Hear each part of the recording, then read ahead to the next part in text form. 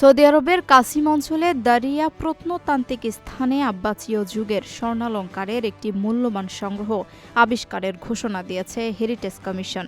বুধবার গালফ নিউজের প্রতিবেদনে জানানো হয়, চতুর্থ দফার খনন ও জরিপ কাজ চলাকালে পাওয়া এই সংগ্রহে প্রায় ১০০টি স্বর্ণখণ্ড রয়েছে। এটি একটি পূর্ণাঙ্গ অলঙ্কার সেটের অংশ বলে ধারণা করছেন প্রত্নতাত্ত্বিকরা। বিশেষজ্ঞদের মতে অলঙ্কারগুলোতে জ্যামিতিক বিন্যাসে ফুলের নকশা ব্যবহার করা হয়েছে।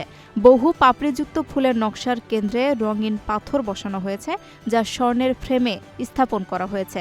এছাড়া সংগ্রহে একটি বড় গোলাকার অলঙ্কার, বহু রঙের পুঁতি এবং সূক্ষ্মভাবে তৈরি স্বর্ণের বিভাজক অংশও পাওয়া গেছে।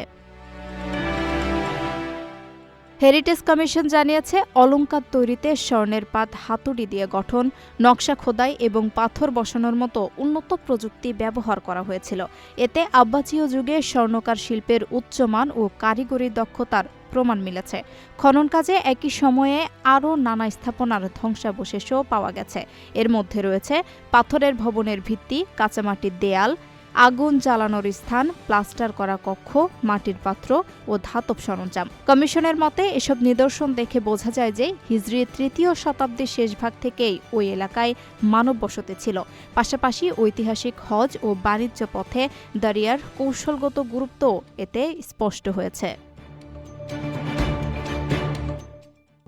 প্রবাসীদের জন্য নির্মাণ হচ্ছে দেশের প্রথম স্মার্ট সিটি, যেখানে থাকছে স্কুল, মসজিদ, হাসপাতাল, সুইমিং পুল, হেলিপ্যাড, পাঠাগার, জিম, সুপারমার্কেট, শিশু পার্ক সহ সকল নাগরিক সুবিধা।